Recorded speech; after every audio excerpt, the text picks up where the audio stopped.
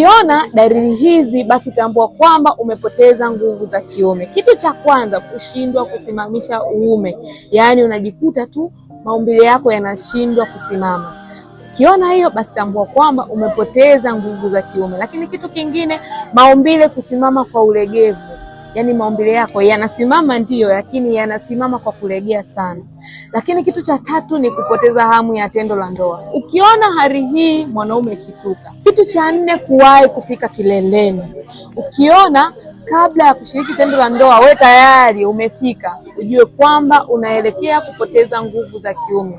Lakini kitu cha tano ni kuwahi kufika kileleni kabla ya kushiriki tendo la ndoa. Mwanaume, hali hii usipuze. Wanaume wengi wanapuza hii changamoto, lakini hii ni tatizo ambalo linaenda kukupelekea wewe mwanaume kupoteza nguvu za kiume, yaani unaenda kupoteza ule uwezo wako wa kuhimili tendo la ndoa.